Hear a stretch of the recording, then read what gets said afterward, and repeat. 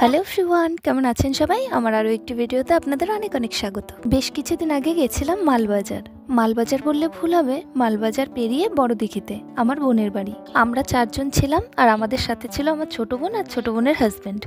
গুলমা station থেকে বড়দিঘি station পর্যন্ত রাস্তাটা না ভীষণ সুন্দর। এই 2 ঘন্টার ট্রেন জার্নিতে জঙ্গল, পাহাড়, নদী আরও কত যে অপূর্ব প্রাকৃতিক সৌন্দর্যের দর্শন মেলে কি বলবো। তো যাই হোক, ট্রেনে যখন উঠেছি সে জার্নি 24 ঘন্টারই হোক বা 2 ঘন্টার, ঝালমুড়ি তো খেতেই হবে, তাই না বলুন? ট্রেনে বসে ঝালমুড়ি খেতে যে মজা লাগে, অন্য কোথাও খেলে সে মজা আর লাগে না। 2 ঘন্টা হুশ করে যে কোন দিক দিয়ে চলে গেল, ঝালমুড়ি শেষ হওয়ার আগেই আমরা পৌঁছে গেছি। আর আজ এখানে আসার আমাদের মেন উদ্দেশ্য হলো এই যে ইনি, তার আজ 5 বছরের জন্মদিন। ও আমার বোনের মেয়ে। এমনিতে ওর অনেক নাম, এক একজন এক এক নামে ডাকে। ভালো নাম অভিষিক্তা সেন, আর আমি ওকে ডাকি বুড়িয়া বলে, আর ও আমায় সোনামা। সেই দিনে সেই ছোট্ট বুড়িয়ার 5 বছর হয়ে গেল, ভাবা যায়? জন্মদিন উপলক্ষে ওর মা অনেক কিছু রান্না করে সাজিয়ে গুছিয়ে মেয়েকে খেতে দিয়েছে। আর এদিকে শুরু হয়েছে আশীর্বাদ পর্ব। যিনি আশীর্বাদ দিচ্ছেন তিনি হলেন আমার মা, বুড়িয়ার দিদুন।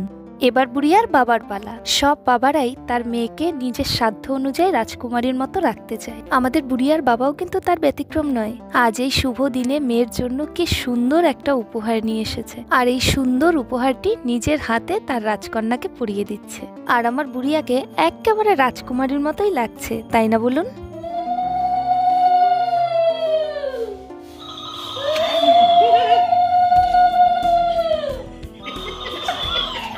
দেখেছেন অবস্থা?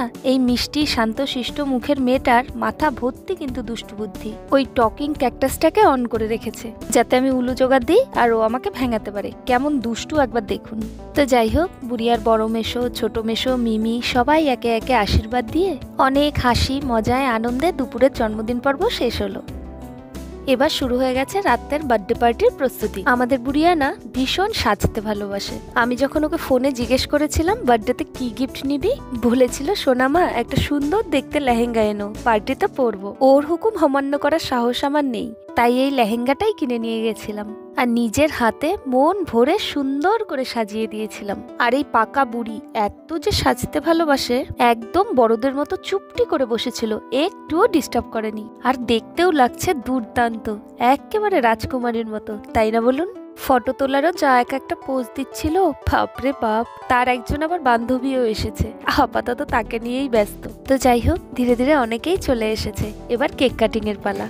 হ্যাপি বার্থডে কাটো কোদা ভু আগে আগে ভু আমাদের নিবা। কেকটা একটু বড় তো, তাই একা একা কাটতে পারছিল না, আবার লোভও লাগছিল, তাই একটু ছুরিটাই ছেটে নিয়েছে। এত সুন্দর ইয়াম্মি টেস্টি একটা কেক সামনে রেখে কি এতক্ষণ ওয়েট করা যায় বলুন? তো যাই হোক, সব মুশকিলের আসান যেহেতু মা, তাই আমাদের বুড়িয়াকে কেক কাটতেও সাহায্য করতে চলে গেছে তার মা। এইভাবেই হাসি মজায় হই হুল্লোড় করতে করতে সন্ধ্যের পার্টিটা জমজমাট হয়ে উঠেছিল। পার্টি শেষ, লোকজন প্রায় সকলেই চলে গেছে। খাওয়া দাওয়াটা আর ভিডিও করা হয়নি, বেশ ভালো ভালোই আইটেম ছিল। কেক কাটিং এর পরে আর কিছুই ভালো মতো ভিডিও করা হয়নি, তার কারণ হলো উনি মানে আমাদের বুড়িয়া জেদ ধরে বসেছিলেন সবাইকে তাড়াতাড়ি আসতে হবে আর গিফটগুলো খুলতে হবে, তার আর তর সইছিল না। তো যাই হোক, আমরাও তাড়াতাড়ি করে খাওয়া দাওয়া করে যে যার যার মতো তার ডাকে উপস্থিত হয়ে গেছিলাম। কারণ আজকের এই শুভ দিনে সে কান্নাকাটি করুক বা তার চোখ দিয়ে জল পড়ুক আমরা কেউই চাইনি, তাই তার ইচ্ছে মতোই যে যতটুকু পারি করার চেষ্টা করেছিলাম।